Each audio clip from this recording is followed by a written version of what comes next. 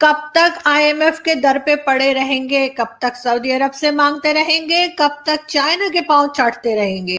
एक फ़ैसले की वजह से, इस ज़िद की वजह से पाकिस्तान की एक्सपोर्ट्स को, जो कि पाकिस्तान का सामान भारत जाता था, उसमें कितना नुकसान हुआ है। तो उनको फलस्तीन हो या कश्मीर हो या अमेरिका हो या कनाडा हो, उसके नारे लगाते रहेगा। अगर पाकिस्तान मुकम्मल तौर पर चीन के कैंप में शामिल होता है, यहाँ पे आपने जो है जूनागढ़ में जो है कभी फ्लैग लगा रहे होते हैं और कभी दिल्ली के लाल किले पे फ्लैग लगा रहे होते हैं। आईएमएफ और एफएटीएफ की जो कुंजी अमेरिका के हाथ में है। 90% पाकिस्तान को नुकसान हुआ अपनी एक्सपोर्ट्स में।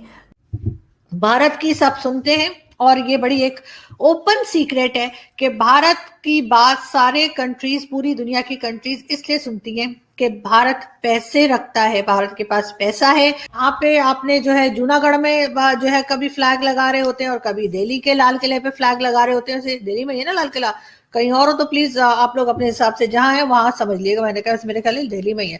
तो वहां पे कभी आप लोग फ्लैग लगा रहे होते हैं, और क्योंकि मेरा भी ज्योग्राफी कुछ खान साहब से डिफरेंट नहीं है, लेकिन खैर मैं अपनी तारीफ नहीं कर रही थी, मैं कुछ और बताने जा रही थी आपको। खैर खान साहब से तो बेटर ही है मेरा ज्योग्राफी।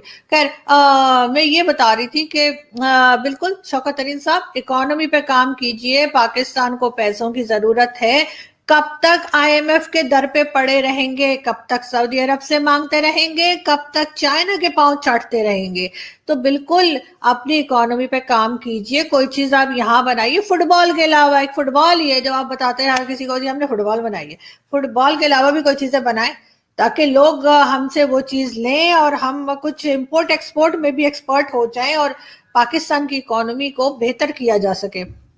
भारत की सब सुनते हैं और ये बड़ी एक ओपन सीक्रेट है कि भारत की बात सारे कंट्रीज, पूरी दुनिया की कंट्रीज इसलिए सुनती हैं कि भारत पैसे रखता है, भारत के पास पैसा है, उनको भारत से बिजनेस मिलता है।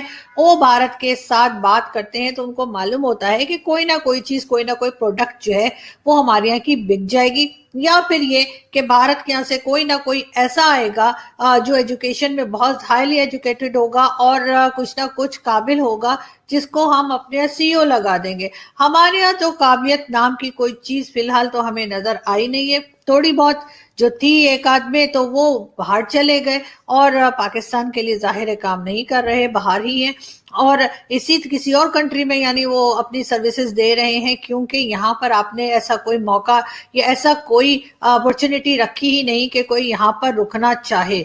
लेकिन इकोनॉमी के लिए भी आपको, अगर कब तक आपको मतलब आप लोगों को खाने की आदत पड़ गई है, फ्री में बैठे बैठे आप लोगों को आदत सी हो गई है कि आप लोग लोन लेते हैं और उसके बाद उसी से गुजारा करते हैं। इमरान खान साहब शायद दुनिया के पहले प्राइम मिनिस्टर हैं जिन्होंने लोन अदा करने के लिए, यानी लोन की जो पैसे हैं वो वापस करने के लिए मजीद लोन्स जो है वो ले लिए हैं सारी दुनिया से।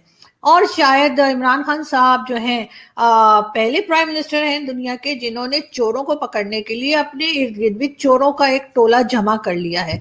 और उनका कहना यह है जी मैं करप्शन खत्म कर दूंगा, मैं चोरों को पकड़ लूंगा, मैं ये कर दूंगा, मैं वो कर दूंगा।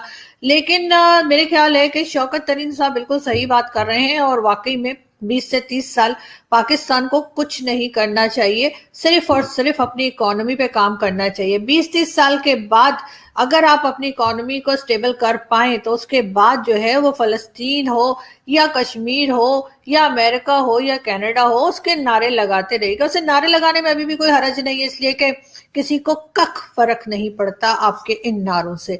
लेकिन हाँ ये जरूर है कि जैसे हमारे यहाँ कहा जाता है ना कि भाई भीख मांगने वाले को या किसी को जो दूसरे से मांग के खाता हो उसकी बात तो आम जिंदगी में भी कोई नहीं सुनता, तो जाहिर है आपकी बात भी कौन सुनेगा खान साहब, जब तक कि आप मुल्क की इकोनॉमी पे काम नहीं करेंगे। यानी अपने खाने को तो है नहीं और आप बार बार जो है वो अफगानिस्तान की बात कर रहे हैं और अफगानिस्तान के लिए कुछ ना कुछ मांगते रहते हैं और फंड जमा करने की बात करते हैं। मेरा ख्याल है जो शौकत खानम के हॉस्पिटल के जमाने से जो फंड जमा करने की आदत पड़ी वो अभी तक खान साहब की गई नहीं है। लेकिन एक रिपोर्ट है पाकिस्तान और इंडिया के बीच इंडो पाक ट्रेड, और उस ट्रेड में बायलैटरल टॉक्स, बायलैटरल ट्रेड का जब ख़त्म हो गई वो और उनको कट कर दिया गया, पाकिस्तान की तरफ से फ़ैसला किया गया कि अब पाकिस्तान और भारत के बीच कोई ट्रेड नहीं होगी और ताल्लुकात भी नहीं रहेंगे। तो उसके बाद पाकिस्तान की जो एक्सपोर्ट्स हैं उसमें कितना नुकसान हुआ है पाकिस्तान को। ये जो एक बायलैटरल ट्रेड थी, इसको ख़त्म करने की वजह से पाकिस्तान की एक्सपोर्ट्स और इंपोर्ट्स पे क्या असर पड़ा है, जो कि इंडिया के साथ एक्सपोर्ट और इंपोर्ट पाकिस्तान की होती थी। इस सिलसिले में स्टेट बैंक ऑफ पाकिस्तान ने एक डेटा जारी किया है, और इस डेटा में सिर्फ यही नहीं बल्कि इसके हवाले से बहुत सी दूसरे कंट्रीज़ जो हैं उनके भी तमाम फैक्ट्स एंड फिगर्स शामिल हैं, तमाम आदाद शुमार शामिल किए गए हैं कि कौन से कंट्री के साथ एक्सपोर्ट कैसी पाकिस्तान की इस वक्त, पहले कैसी थी।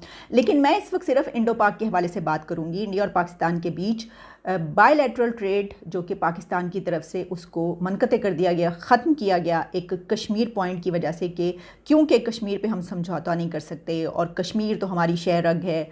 और हमें याद है कुछ अर्सा पहले ये हुआ, अचानक से ये भी हुआ कि ये हुकूमत जो है ये अब बायलैटरल ट्रेड को स्टार्ट कर रही है और उसका आगाज़ कर देगी।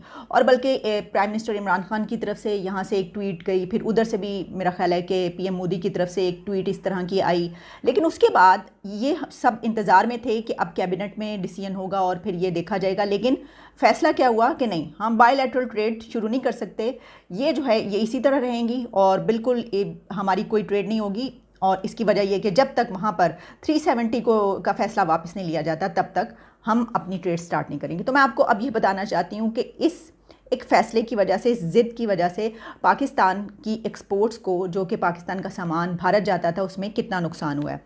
तो स्टेट बैंक का जो डेटा है वो डॉन में मुझे ये खबर मिली और मैंने कहा कि मैं ज़रूर आपके लिए ये पेश करूँ कि as per data released by state bank of Pakistan the exports dipped to $0.099 million from $1.035 million।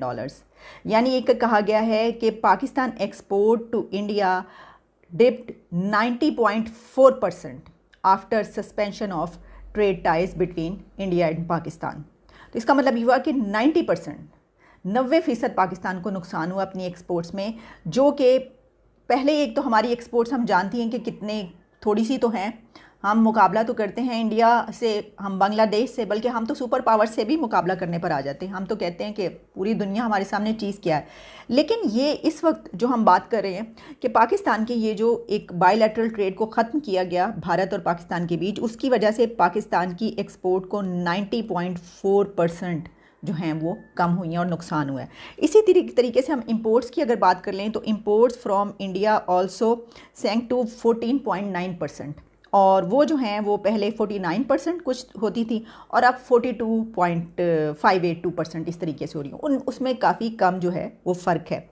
लेकिन जो एक्सपोर्ट थी हमारी वो 90% कम हुई हैं। तो देखिए इसका नुकसान किसको हो रहा है। इसका नुकसान जो है वो आवाम को हो रहा है, लोगों को हो रहा है।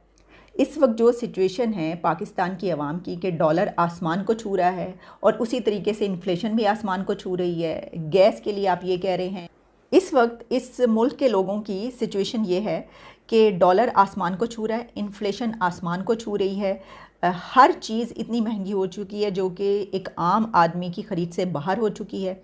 और उसके अलावा जो हमारे नेचुरल रिसोर्सेज हैं जो हमेशा से इस्तेमाल करते चले आ रहे हैं, उन पे भी अब ये हो गया कि जी गैस की भी लोड शेडिंग होगी, बिजली की, हर चीज़ की तो होती ही थी, अब इन चीज़ों की भी हुआ करेगी। यानी हर चीज़ जो ज़िंदा रहने के लिए ज़रूरी चीज़ें हैं वो पाकिस्तान के आवाम के पास से जो हैं वो दूर होती चली जा रही हैं। तो इस मौके पर भी हम ये नहीं सोच रहे कि हम कुछ अपनी ट्रेड के बारे में सोच लें, या हम जो हमारी एक्सपोर्ट में इतनी कमी आ गई है हम उसको बढ़ाने के लिए जो कुछ कर लें। लेकिन हमने अपने एजेंडे पर चलना है और जाहिर है कि इसमें किसका क्या मफाद है। पॉलिटिकल पार्टीज़, पॉलिटिशियंस इस चीज़ को कैसे लेते हैं, उन्होंने आगे इलेक्शन में जाना होता है, किसी ना किसी नारे पर इलेक्शन लड़ना होता है।